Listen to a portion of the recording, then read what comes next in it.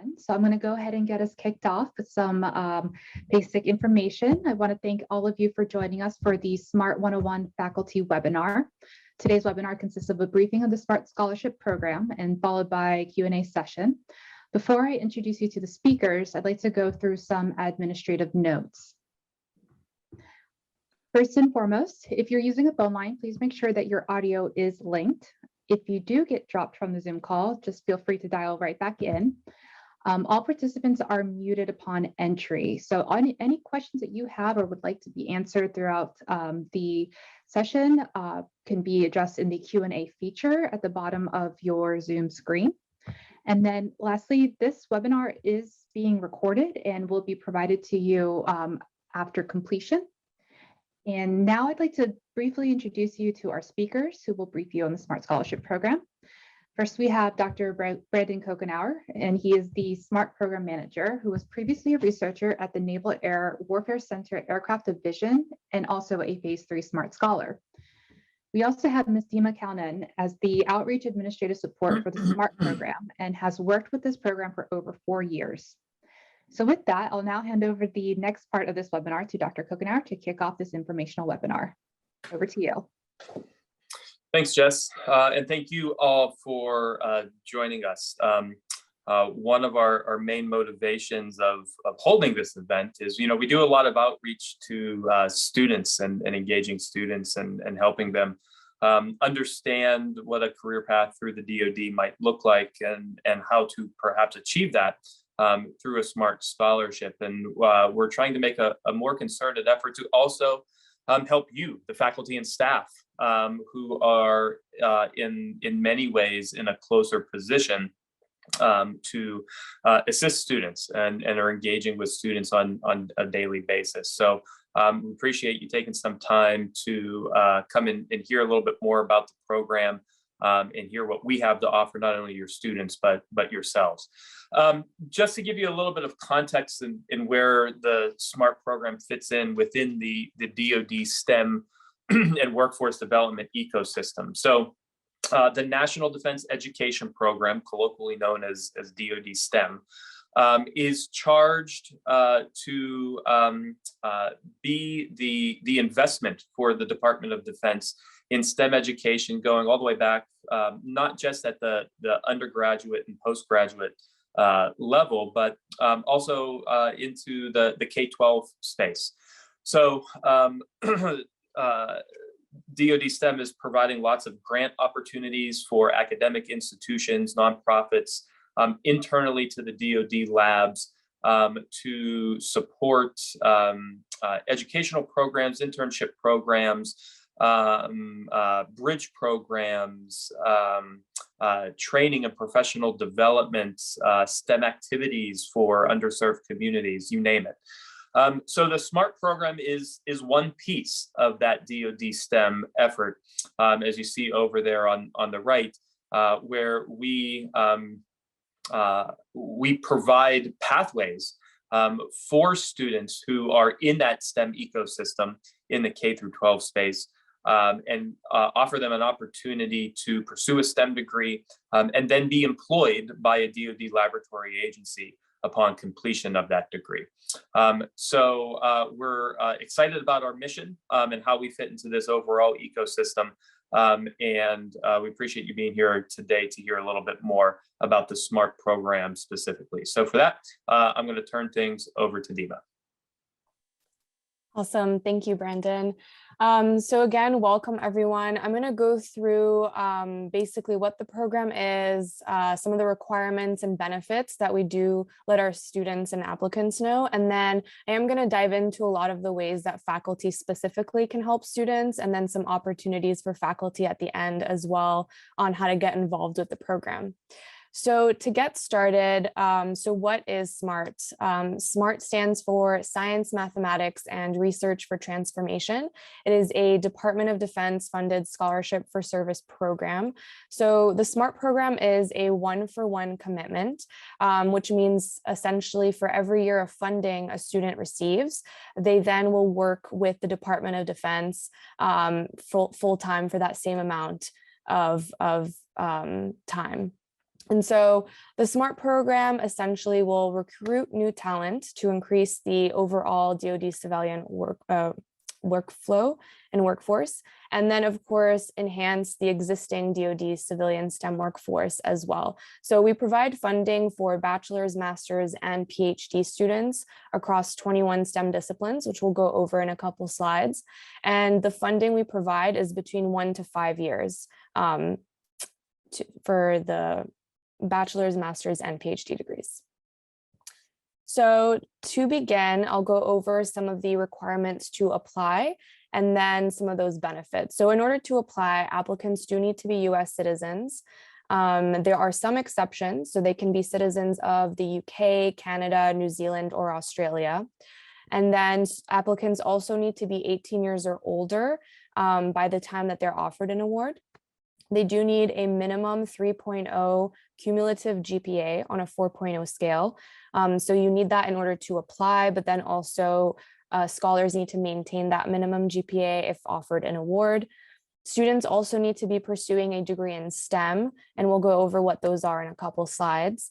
There's a minimum 1-year requirement to be in the program, so students need at least 1 year left in their degree in order to be part of the SMART program, and that's 1 year from if they're offered an award. So we typically tell applicants to think of it as 2 years left in their degree from the time that they are applying to the program.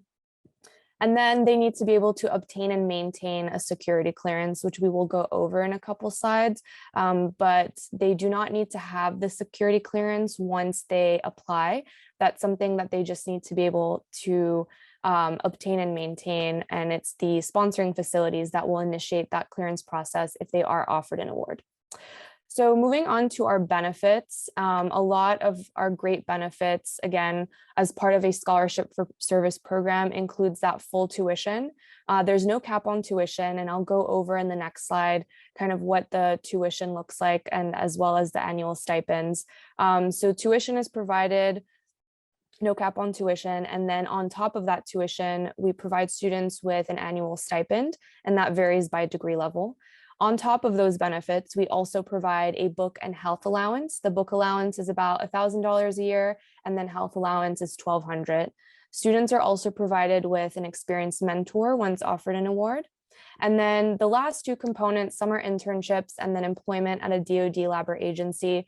So those are requirements that applicants need to acknowledge once they do apply. They need to be able to accept those summer internships if their award is for more than 1 year, and of course, accept employment at a DoD lab or agency. So while those are requirements to begin your application, those are also some of the huge benefits about being in this program. So think of it as a really, as a whole package deal. So they're getting, with one application, they're getting the full tuition and all the benefits listed in between, as well as those summer internships, and then a guaranteed job once they graduate. And if offered an award, all of that is included in that package.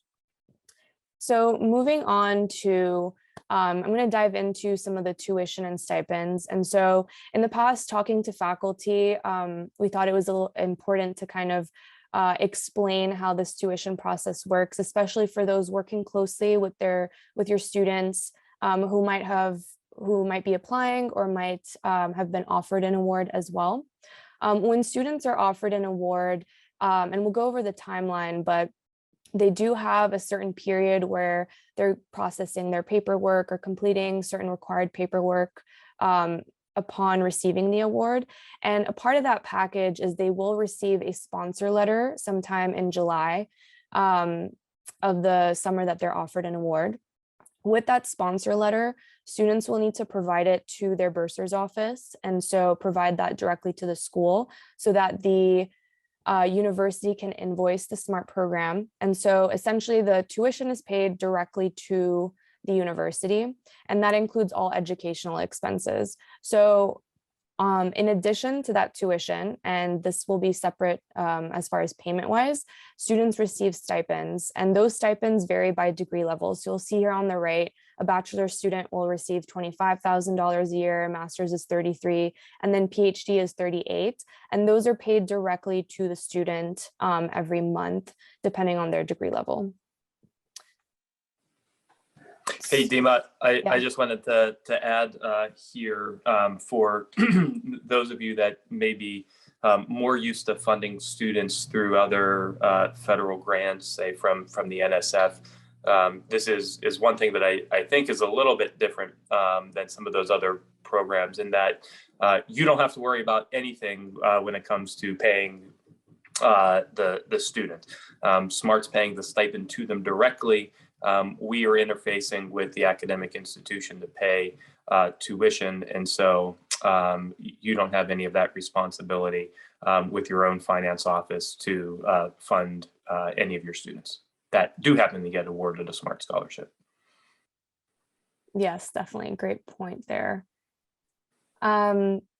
So moving on to security clearances, I mentioned one of the requirements to apply is to be able to obtain and maintain a security clearance. I won't dive too deep into this, but this is something that we do tell applicants, is to just keep in mind some of the criteria listed on the left. The SMART program does not make determinations regarding eligibility for clearances. Those are processed by the sponsoring facilities if they're offered an award, but sometimes we just tell those applicants to keep in mind things like their social media presence or anything related to drug use. As a federal program, we abide by federal law. But essentially, investigators do look at that whole person concept. So they're not looking at one criteria over the other. They're really looking at the whole package, essentially, and really looking at a lot of these different criterias. But if any student does have questions about security clearances, we do direct them towards that Security Executive Agent Directive 4 and 5. So I won't touch too much upon that, but moving on to our STEM disciplines. So these are the 21 STEM disciplines that we do work with and that we look for as far as applications. These are umbrella categories. So a lot of the times we'll tell students that if their specific major isn't, named exactly as one of the disciplines listed on here, but falls under one of those categories, then they're, good to go and apply. All of these are listed on our website. And we also, I'll go over sponsoring facilities in the next slide, but a lot of the sponsoring facilities will look for specific STEM disciplines as well. And those are all listed on our website as well. So I mentioned sponsoring facilities. So the SMART program works with over 200 labs and agencies. And so those sponsoring facilities are essentially the Department of Defense labs and agencies that the SMART program works with. And those agencies are within the Army, Navy, Air Force, or other DoD. And as you can see, they are spread across all 40 states based on the location and services as well. And so sponsoring facilities are essentially the locations where students, if offered an award, they will perform all of their internships at that facility that selects them. And they'll also work full-time once they graduate at that same facility. So they're basically getting that hands-on experience during their internships at the same place where they would begin their rewarding career. So when they are going into their full-time job, they'll already have met their team. They might already know the types of projects they'll be working on. So they already have that sense of comfort and familiarity once they do start their full-time job. So with those sponsoring facilities, in the application, we do ask applicants to list their top 3 to 5 preferences as far as sponsoring facilities. All of the facilities are listed on our website, and there's a great filtering tool where they can look at the different disciplines that facilities are looking for. They can filter by degree level or even location or component as well. So if you are working with students and looking through some of these sponsoring facilities, we always recommend looking at, the nature of the work, what disciplines they're in, and really making sure that the student is looking at facilities that make sense for what their current educational goals are, but also what their future professional goals are. So really looking at if the student is doing more research in a specific topic, what facilities can accommodate that, so that they're really making that right match for them and for the facility as well. So then when it comes to selection, the sponsoring facilities are looking at all semi-finalist applications. So even if a student were to put specific facilities in their top 5 preferences, that doesn't mean that only those facilities are going to be looking at those applications. Facilities are going to be looking at all applications that are completed and that move to the semi-finalist round, regardless of what they've put in the top preferences. So they're looking really at the quality of the application, but also any future workforce needs. So facilities will prioritize or kind of make their selections based on different criteria. But when they are looking through applications, there is a time frame, which we'll go over in a couple slides, but there is a time frame where sponsoring facilities may reach out to the applicant. They may ask for an interview, they may ask for additional questions to supplement their application. They may just make some correspondence with that applicant to kind of gather additional information as well. So while some sponsoring facilities might prioritize the applications that do put them as the top preferences, others are also looking for specific expertise and looking at the specific STEM disciplines or focus areas that the students are putting into their application. And then when it comes to the award internships and employment, the same sponsoring facility that selects a scholar is going to be that facility where the scholar will go to their site visit once they're offered an award, and that's the opportunity for the scholar to go and meet their team for the first time before they officially enter the program. I believe that a lot of the site visits are starting to go back to in person, but there's always the option to do virtual depending on the facility. But those are 1 to 2 day visits where students can meet their team, ask any questions about hiring, and get familiar with the facility and the location as well. That same facility is where they'll do all of their summer internships if they're in the program for more than 1 year. And those internships are usually between 8 to 12 weeks long. And then, of course, that's the same facility that will provide that job offer once they graduate and then hire them officially to work into the DoD civilian workforce once they graduate. So transitioning over to what it's like working as a civilian. So again, all of the positions within the SMART program are DoD civilian positions. So there's no enlisting in the military. It's really a lot of research or engineering focused.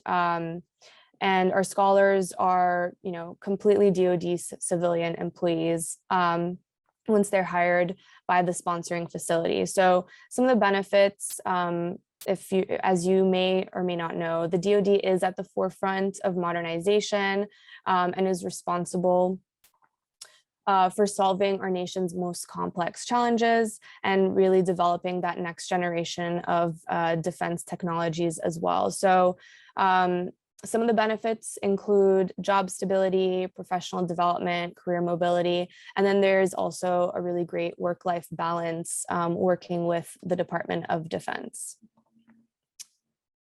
So moving on, I'll go over this fairly quickly, the SMART Scholarship lifecycle. When a student is accepted into the program, we have different phases to kind of identify the different timeframes that they'll be in the program.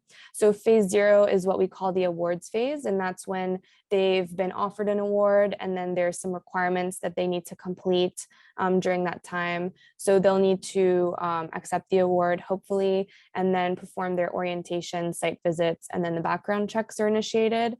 Phase 1 is that academic pursuit phase. So that's when they're pursuing their degree in school full-time and really focusing on maintaining their GPA, and then attending summer internships if their award is for more than 1 year. Phase 2 is when scholars have graduated and they're transitioning into the workforce. So they're being hired by the sponsoring facility where they may have performed their internship at, and then really getting that rewarding career. Again, SMART is a 1-for-1 commitment. So if they were in phase 1 and pursuing a degree for 2 years, for example, then that phase 2 commitment would also be 2 years. And then once they complete their service commitment, they have the option to stay at the facility, move around the DoD, or choose to leave the DoD if that's what they'd like to do. But essentially, they don't necessarily need to leave their facility once that phase 2 commitment is completed. A lot of our scholars have stayed either within their same facility for a good amount of time, or even moved around within the Department of Defense as well. So this is some of the data from our most recent cohort. Last year, we received around 2,400 completed applications. And then I believe there are around 1,500 semifinalists. And then out of those semifinalists, there are about 481 applicants that were offered the SMART scholarship. They represent around 211 colleges and universities with 108 different selecting DoD facilities. So this cohort, and they started recently on August 1st, I believe, is when they officially became phase 1 scholars.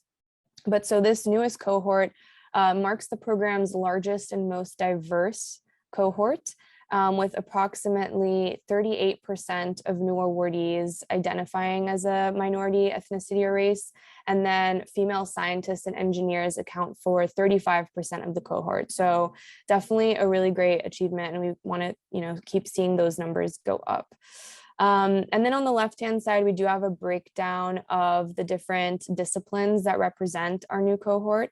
So our top disciplines are mechanical, engineering, electrical, and then computer science. One of the things we do tell students is, not to get discouraged if their specific STEM major might be a little bit lower here compared to others. The DoD is really looking for students in all 21 STEM disciplines.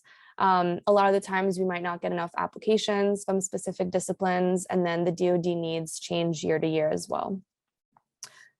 All right, so let's dive right into the application. So in the next few slides, we'll go over some of the sections of the applications and some ways that as faculty you can really help your students with their application process. And so a lot of the times, we might have students who start their application, but one of the things we've noticed over the years is that we would really like to encourage more students to actually submit their application. And I think that's also where a lot of the faculty can really help with that effort, not just distributing information and promoting the program and bringing this opportunity to your students, but really helping them in filling out and completing that application so that they can be considered to be the next SMART Scholar.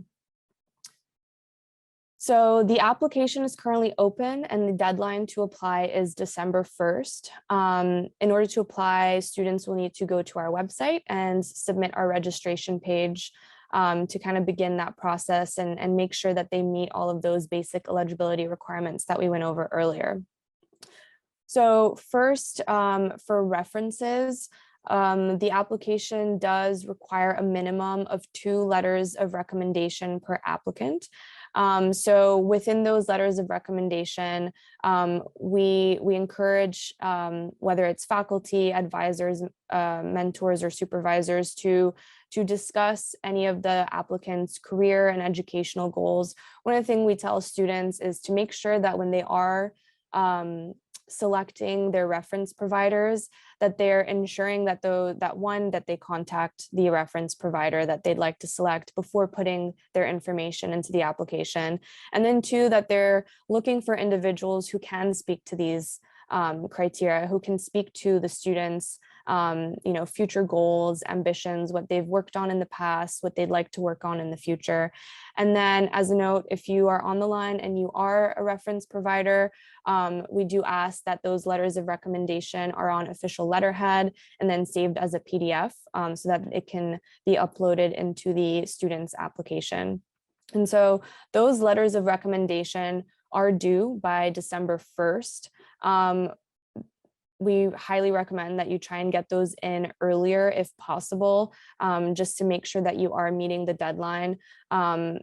You know, we've seen in the past that students might submit their application and then they might not be considered for the evaluation round because they don't have any letters of recommendation. So if you have been asked to write a letter of recommendation, please work with your students and definitely get those in by December 1st, and if possible earlier. Additionally, within the application, we have a couple attachments that students are required to upload. And again, these are just some recommendations on how you can kind of follow up with your students to make sure that they are filling out the required sections, but also, you know, preparing the materials that they need. So one of the things they'll need is to update or upload a resume. So if you have any students that are currently working on the application or know of any that will begin an application, you know, working with them to review and edit their resume, working with them to maybe proofread their personal statement as well. I know that a lot of universities have writing centers. I'm sure students have access to those or are aware of those services, but to really push them to go towards those writing centers and make sure that, you know, all of their application contents, you know, are being reviewed by someone, especially that personal statement. Again, the resume is something they'll need to upload, and then they need to upload an unofficial transcript as well. We tell people it is their most recent college transcript, understanding that with the application deadline being December 1st, they may not have access to that fall 2022 transcript, but their most recent transcript works just as well, as long as we can verify that 3.0 GPA. For freshmen, if there are any freshmen applying that you're working with, we usually tell them to upload their high school transcripts. And then freshmen specifically, we will reach out to them at the end of the term to start collecting those transcripts. And then the last thing I mentioned earlier in the application, that students do need to put their top 3 to 5 facility preferences. So really working with students to, you know, make sure that they're doing that research, but also maybe advise them on what, you know, what facilities might work best with their future goals or ambitions based on what we have listed on the website. We usually tell students that they can reach out to our component liaison team if they have any specific facility questions or if they want to be put in contact with some of those facilities. So some recommendations could be to really assist those students in drafting the emails, to reach out and network with the sponsoring facilities, and just giving them those opportunities to find more networking opportunities as well. Brandon, did you have anything you'd like to add? Yeah, thanks. So just a couple follow-ups on this slide, and then also some questions coming in. By the way, if you have questions, please, at the top or bottom of your screen, there is a Q&A button. Go ahead and drop your questions in there, and we'll answer them here live. One of the challenges that I think a lot of students have, especially the undergraduate students with references and letters of recommendation, is that especially for the younger students where maybe they're freshmen right now and they're applying for SMART sponsorship starting their sophomore year next summer, but they've just kind of arrived on campus. They've only been around for 1 or 2 months, and they're not really sure where to go to get a letter of recommendation because they maybe feel like they haven't necessarily developed those kind of relationships with faculty yet. And so to the extent that you can help direct them or provide some mentorship on what folks within maybe the department or the university might make a good letter of reference that could speak to not only just the technical acumen, but also the potential in terms of leadership and the ability to make worthy and meaningful scientific or technical contributions to the DoD. For the younger students, that might mean going back to maybe a high school teacher or a mentor Maybe they've been involved in some kind of club or engineering design team, either through high school or at the undergraduate level. We try to provide students some of these tips and suggestions too in our own application process, but sometimes it hits a little closer to home if they've got someone there at the university delivering that same message. So that's definitely an area where we could use some help in supporting students. The writing and the personal essay. This is another area that a lot of students, when we look at those who don't ultimately, who start an application but then don't complete and submit it, this is a section that is usually incomplete. And I think a lot of students sometimes get a little caught up in not knowing what to write, or that somehow maybe what they have to say isn't somehow valuable. The prompt for that essay is fairly simple. It's twofold. One is, what are your, as an applicant, what are your technical interests? And what are the things that kind of interest you academically and that you're interested in studying, or that has motivated your studies thus far? And then how might that translate into helping to solve a DoD problem or a national security problem, right? And being able to kind of connect those two things together. Sure, everybody, obviously wants the financial support and the tuition and the guaranteed employment afterwards. And a lot of the applicants are excited for an opportunity to serve their country as a civilian and not necessarily as a member of the uniformed services. However, how can you as an applicant kind of go beyond those kind of surface level benefits and really talk about how your interests and academic pursuit relates to some sort of specific national security issue or DoD mission set. So another area where perhaps a mentor of a faculty member such as yourselves can help them draw those connections based on your own experience and your own knowledge. Again, we do I think a pretty good job of on our website. If you go to smartscholarship.org, there is a whole section on our website on sponsoring facilities, where applicants can go and learn about sponsoring facilities, read about their missions, links out to either their own websites or social media accounts. They can also see the kinds of STEM degrees and degree levels that those facilities are choosing from. So there are some resources there for them to take advantage of as well. Okay. There are a couple questions that that came in. Someone asks, do students who submit their applications early get early consideration?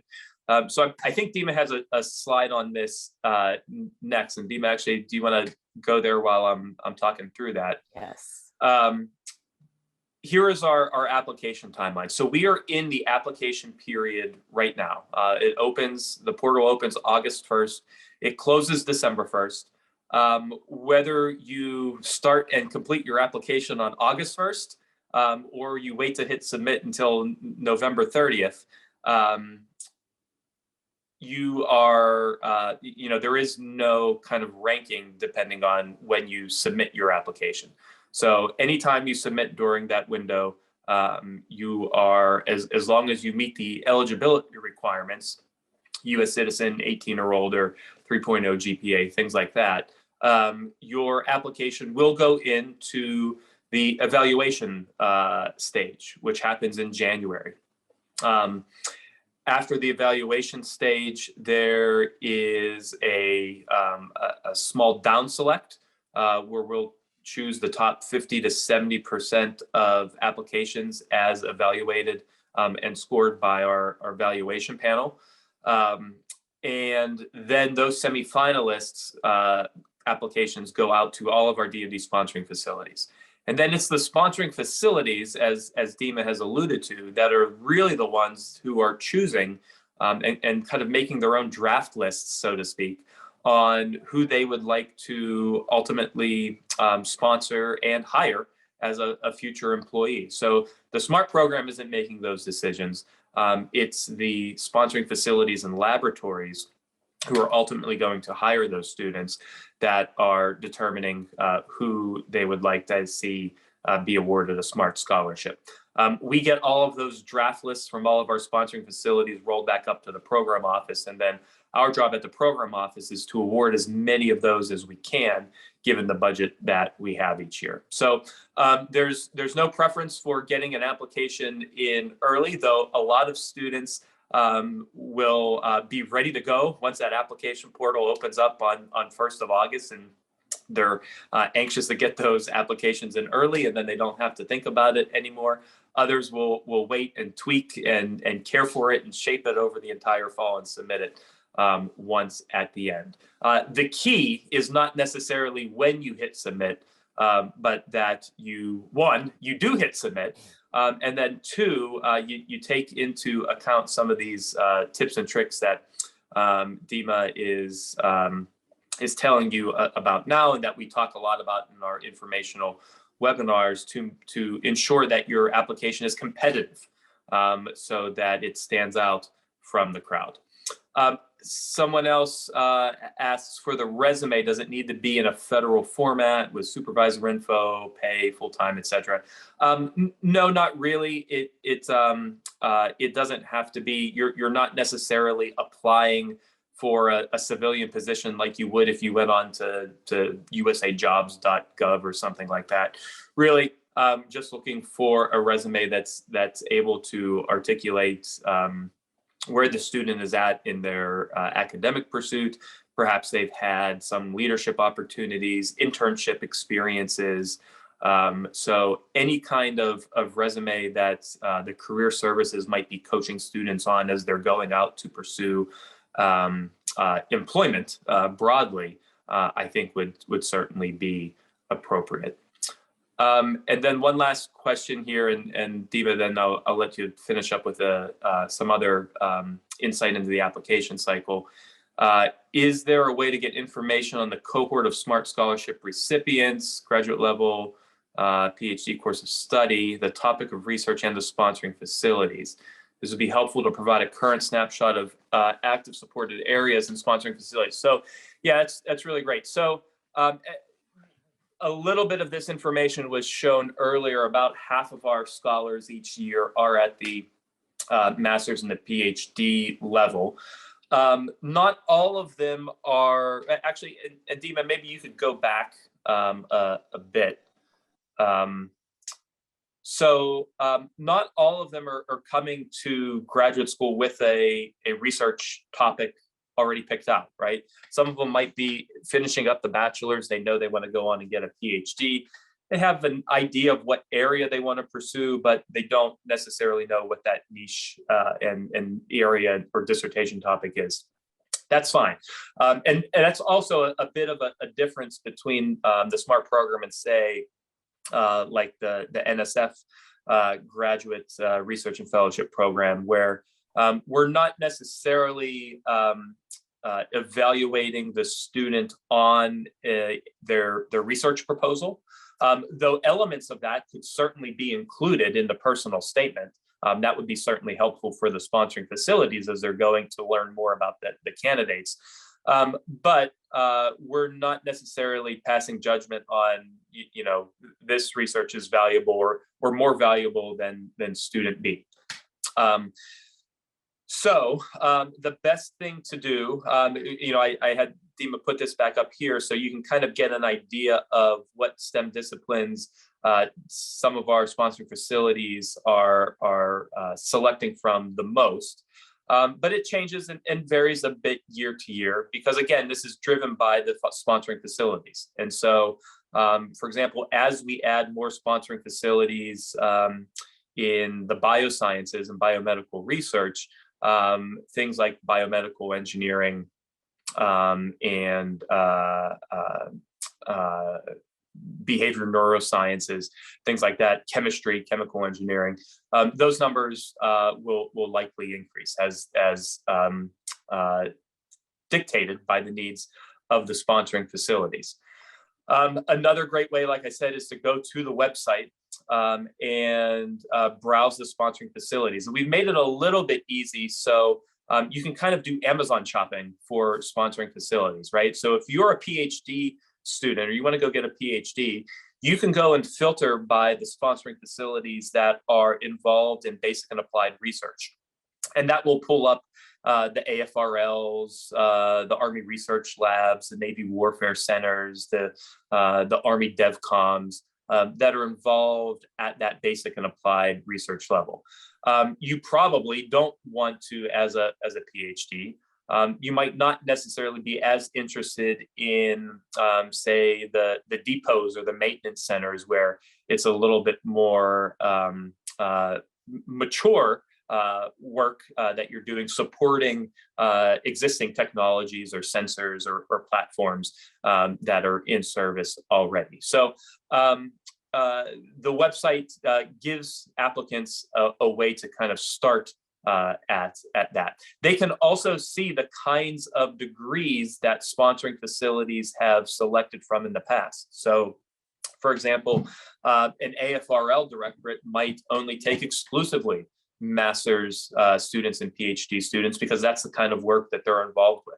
And so an applicant can infer that based on looking at the historical numbers as to what kind of work scholars are doing. There are other methods. You can go and read scholar highlights on the website that tells you a little bit about what students are doing, both in degree pursuit or later on in phase 2 at their sponsoring facilities. We've also started something called the Smart Seed Grant, which is a competitive research opportunity for scholars after they complete their SMART funded PhD and are now employed at their DoD labs and agencies. So just like Office of Naval Research or AFOSR might look internally to fund research efforts at their own labs, we set up our own similar project and program to support both technology development and these new subject matter experts who are becoming new employees of the DoD. And so you can go and read a little bit about their research topics. This is now our third year of the seed grant. We have some highlights and social media articles on our seed grants that might also give some further insight into the kinds of work that some of our scholars are doing at their sponsoring facilities. Okay, Dima, go ahead. Let's talk a little bit more about the application cycle. And if anyone else has more questions, keep putting them up in the Q&A and we'll have some time after we're all finished. Yeah, I just wanted to add one thing too about the application. So students, as Brandon mentioned, can submit it at any time prior to December 1st. The other thing that we do tell them and we encourage them to do, as long as, of course, their application is complete, is that they can submit the application while they're still waiting for those letters of recommendation. So, you know, if their application is ready to go, they can definitely hit submit. Once they do hit submit, they can't make any edits. So, you know, if they're sure about it, they can go ahead and hit submit at any time. And those reference providers can upload the letters of recommendation, and that's done separately anyways, and that'll go and be included into the applicant package. They can make edits to the reference providers that they list if they choose to do so, if they need to do so for some reason after they submit the application, and I believe their contact information as well, but everything else will be basically non-editable at that time. So I know Brandon already went through the timeline and kind of what that cycle looks like. So applicants that are applying now, it's really to be offered the award for the next fall. So it's basically a year-long process. And so some of the things that in speaking with faculty in the past, there are more ways to assist rather than just the application cycle. So with the application window, I know I already went through some of that guidance that faculty can assist their students with directly. So reviewing applications, researching facilities, and then of course those letters of recommendation, which is a big one, and preparing resumes. For the evaluation period, our evaluator panel is made up of academia and DoD personnel who are experts in the specific STEM fields that the SMART program offers. So I'll go over the evaluator opportunity in the next slide a little bit more, but that is an opportunity for any faculty who do have STEM backgrounds to kind of assist SMART in reviewing applications, being part of that panel, and being part of that opportunity to really help shape that next generation of SMART scholars. So I mentioned earlier the selection process, and that's, again, ultimately the facilities that are selecting applicants. So during that time frame, sometimes the facilities might reach out to applicants for an interview, for additional information, or just anything to supplement their application. So an opportunity to kind of help your students here would be to really, provide them that guidance on how to practice for an interview. Maybe at the career centers at the universities, they have practice sessions for interviews, or just any type of tips or guidance that can be provided. One of the new things that we're doing this year is providing applicants with the opportunity to download their application after they've submitted. And so that should be available sometime in December. So they have the option to download all of the responses that they put into their application. Now, that does not include the letters of recommendation. It's only what the applicant put into their actual application. But that way, when it does come time to those interviews, they kind of have that material to refer back to, so that it's still fresh in their mind what they put in their actual application. And then once awards go out, some of the ways, is keeping track of the students at your universities who have been offered an award, and you can work with the outreach team on that.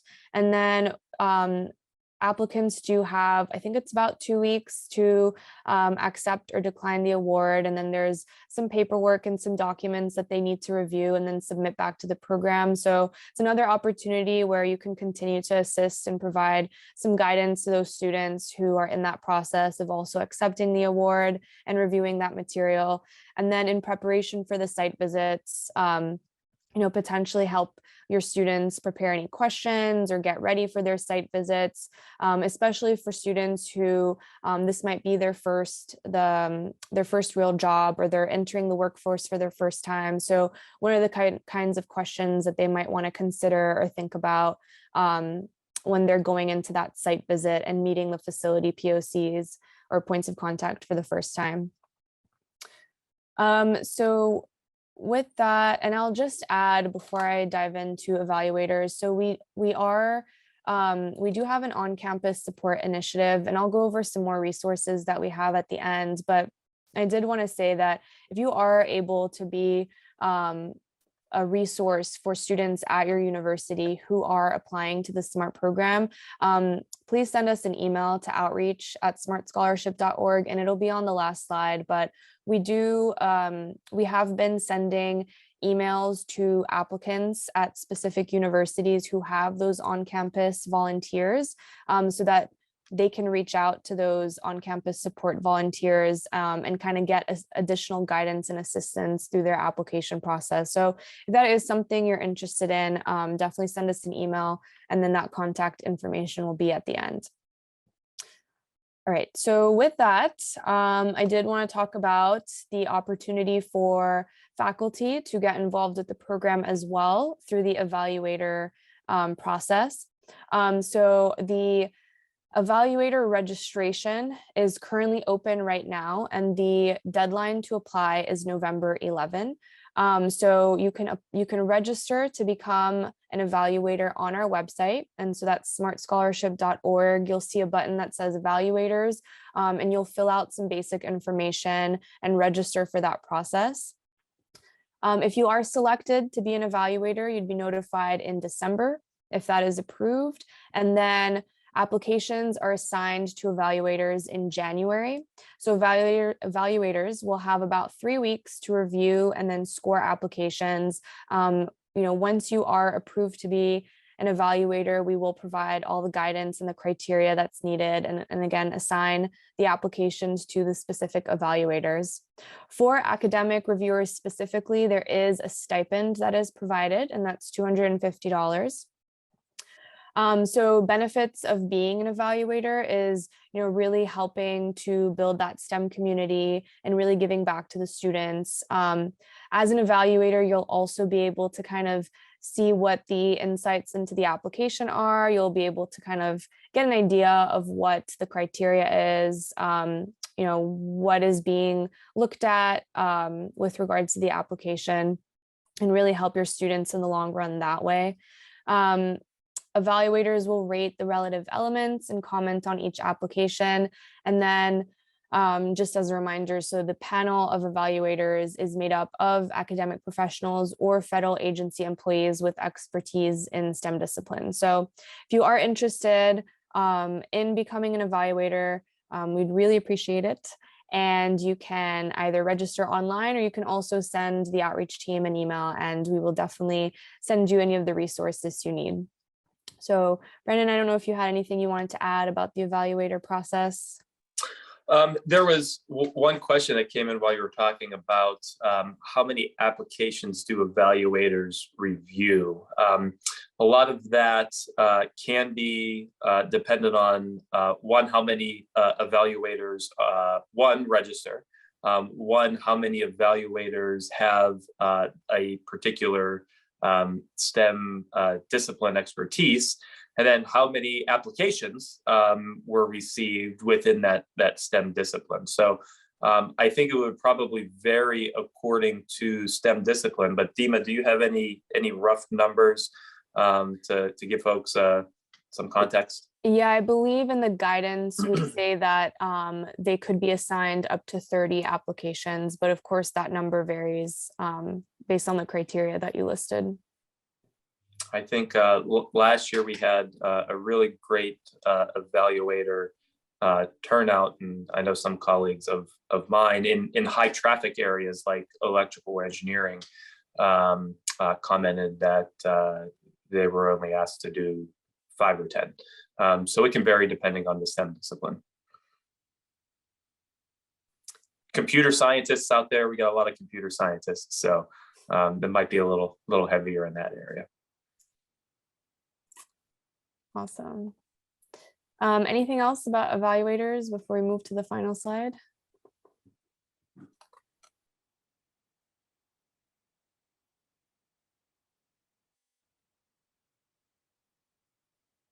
Don't think so. All right. So with that, this is the contact information slide. So if your students have any questions about the program in general, we have our general SMART inbox. That's the smart@smartscholarship.org. I did want to point out that we have a university resource guide on our website. It's under outreach and materials, and in that packet there's some flyers that you can use to distribute to your students. There's some canned language in there. If you want to include any information in some, newsletters or e-blasts that go out, or even just emailing students that you think would be interested in this opportunity. On the outreach side, we're always happy to set up specific information sessions with universities and really talk to faculty and students in a smaller setting than some of the webinars. If you need any materials at all, we have some brochures, some flyers that you want to use to pass out. You can send us an email and we can ship those out as well. And then we do have some upcoming events, and those will be are listed on our website. I think the next big event that we're having is that Let's Hit Submit a webinar in November. It'll be November 16. So once we have the information on that, we will be sure to send that out to everyone. But definitely let your students know about these opportunities.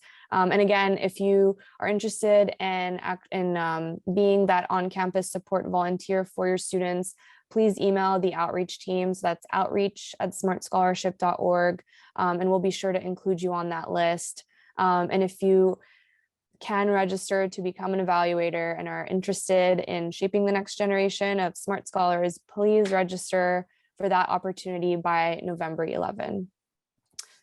So I think those are all the announcements that I have. And again, any questions that come up after this, you can definitely email outreach@smartscholarship.org.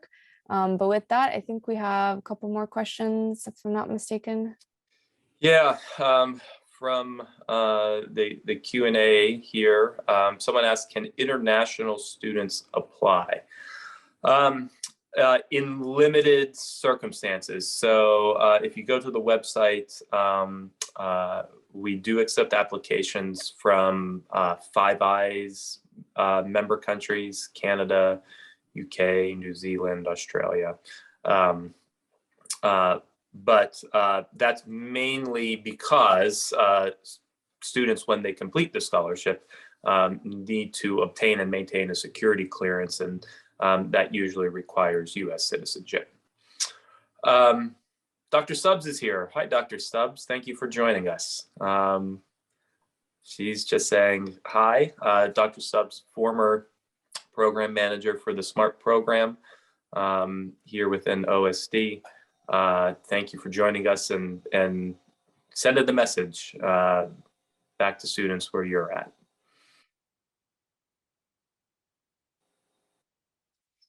Okay, well, we will stick around for a couple more minutes here if anyone has any additional questions that come to mind. We'll leave the emails up here. As Dima said, do not hesitate to reach out to us. We appreciate you all taking an hour out of your semester, in the middle of the semester, to learn a little bit more. Like I said at the beginning, we recognize that faculty play a key role here, as you all are a bit closer to students in their everyday lives than we are. We also recognize that